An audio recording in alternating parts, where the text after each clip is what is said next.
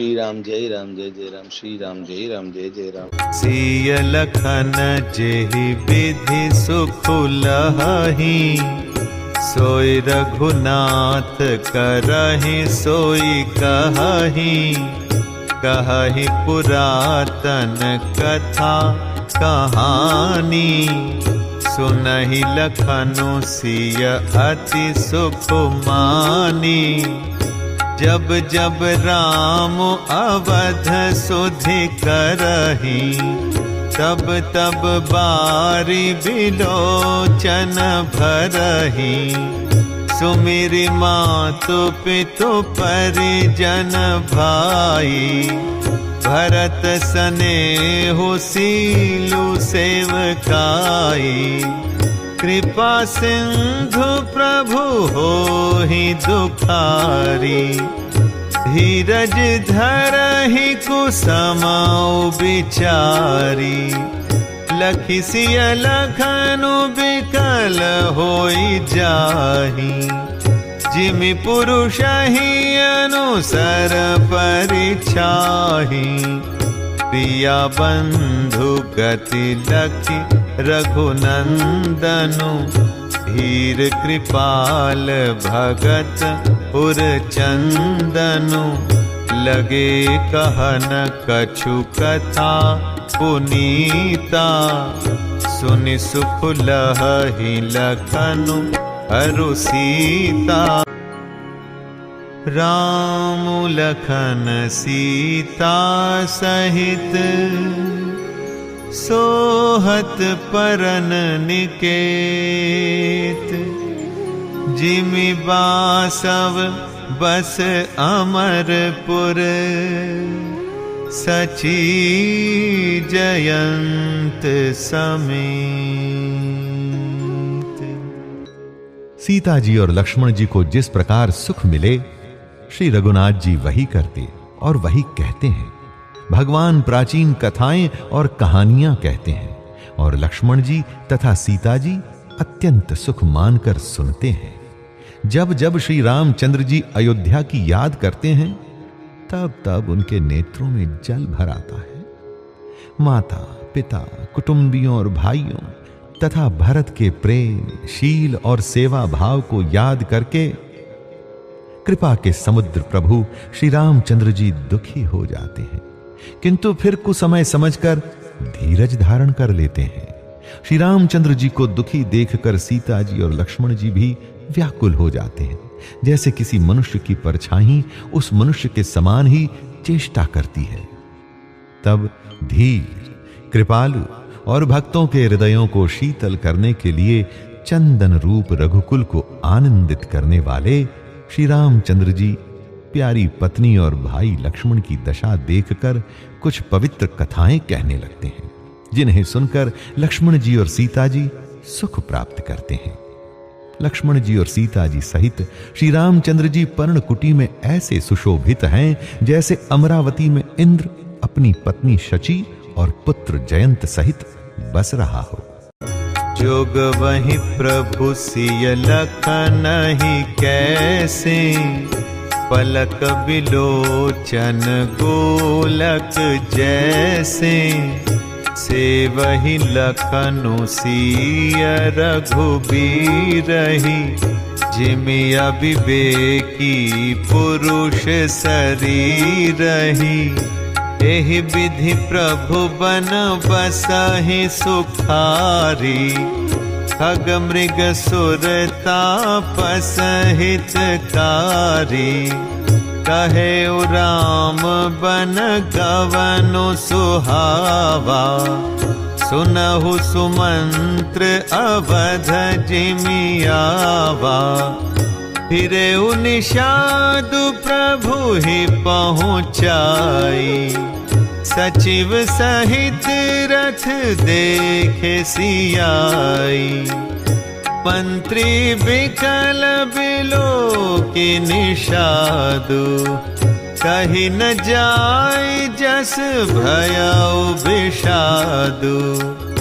राम राम सिय लखन पुकारी, परे उधरनि तल व्याकुल भारी, देखी देखी न दिसी हयहि नाही, जनु बिनु पंख बिहग अकुलाही। नहीं तृण चरहि न पियहि जलो, मोचहि लोचन बारी, व्याकुल भय निषाद सब, रघुबर बाजे निहारी।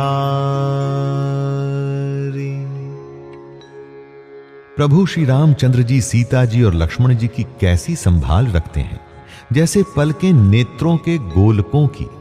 इधर लक्ष्मण जी श्री सीता जी और श्री रामचंद्र जी ऐसी सेवा करते हैं जैसे अज्ञानी मनुष्य शरीर की करते हैं।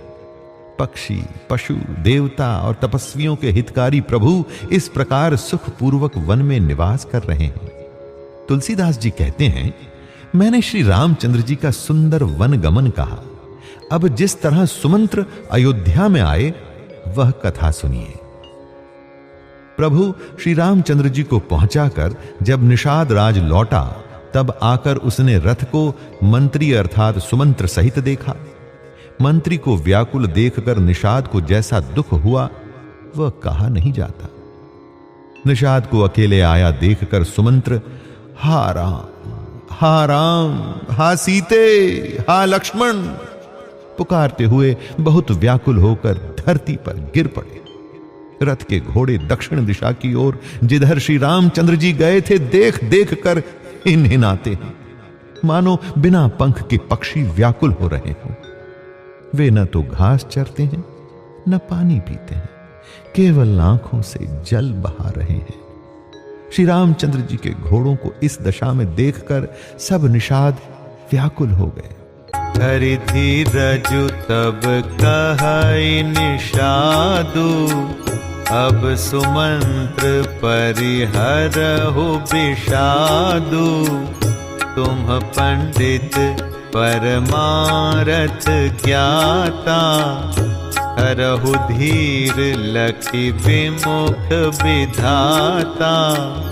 विविध कथा कही कही मृदुबानी, रथ बैठारे उबर बस आनी। शोक शिथिल रथु सकई नहाकी, रघुबर बिरह पीर उर बाकी। चर फराही मग चलहि न घोरे, वन मृग मन हुआ निरथ जोरे।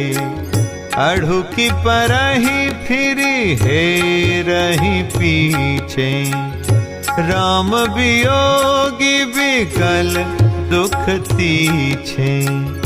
जो कह राम लखन वैदेही, हिंकरी हिंकरी हित हे रही देही।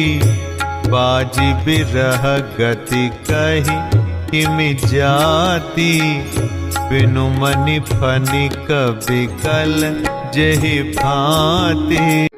तब धीरज धरकर निषाद राज कहने लगा, हे सुमंत्र जी, अब विषाद को छोड़िए।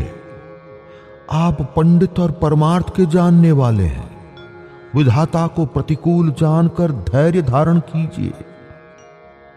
कोमल वाणी से भांति भांति की कथाएं कहकर निषाद ने जबरदस्ती लाकर सुमंत्र को रथ पर बैठाया, परंतु शोक के मारे वे इतने शिथिल हो गए कि रथ को हाँक नहीं सकते। उनके हृदय में श्री रामचंद्र जी के विरह की बड़ी तीव्र वेदना है। घोड़े तड़फड़ाते हैं और ठीक रास्ते पर नहीं चलते, मानो जंगली पशु लाकर रथ में जोत दिए गए हों। वे श्री रामचंद्र जी के वियोगी घोड़े कभी ठोकर खाकर गिर पड़ते हैं, कभी घूम घूम कर पीछे की ओर देखने लगते हैं। वे तीक्ष्ण दुख से व्याकुल हैं। जो कोई राम, लक्ष्मण या जानकी का नाम ले लेता है, वे घोड़े हिकर हिकर कर उसकी ओर प्यार से देखने लगते हैं। घोड़ों की विरह दशा कैसे कही जा सकती है। वे ऐसे व्याकुल हैं जैसे मणि के बिना सांप व्याकुल होता है।